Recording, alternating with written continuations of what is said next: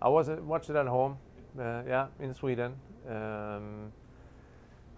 Did every Olympics, every World Championship at that time. You know, we didn't have any NHL games, so that was the only time you could really watch the international hockey. I know Sweden. I watched that first game. They played Sweden the first game of the tournament, and I was shocked when Sweden only tied them 2-2, and we said, that's unbelievable. That might be the only point the U.S. are going to take this tournament. First thing that came to mind there is, like, are you kidding me?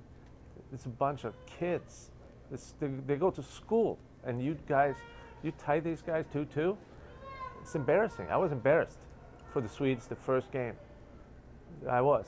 But after the tournament, I said, hey, that point was big, man. You actually tied those guys. No other team did that, you know.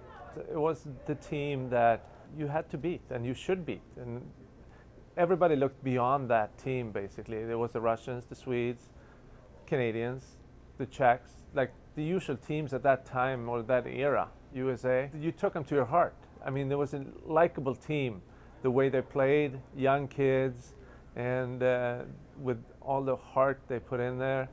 You wanted them to beat the Russians. Nobody was, I mean, the whole Sweden was cheering for the US at that time. And I remember Johansson scored the 4-3 goal. We were all standing up cheering in the living room back home in front of the TV. It was a great feeling. The goal, when they shoot it in, or his second left, hits Trediak in the shin pads, and they walk around and score. Huge goal. I remember that probably even more than Johansson's goal, you know.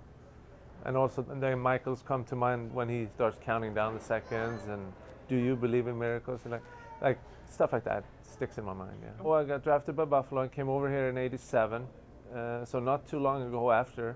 And my roommate at the time, my first roommate, was Mike Ramsey, who was on that team.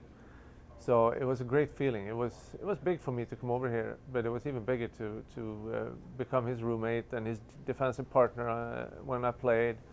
It was huge. And then I got traded to Washington and played with David Christian, who I also became really good friends with. And you couldn't ask for nicer guys. They're great people, not only great hockey players.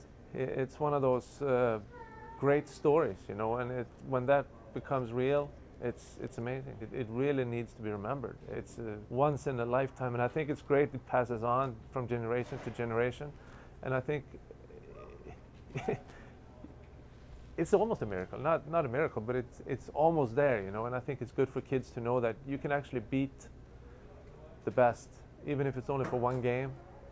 It can be done, you know.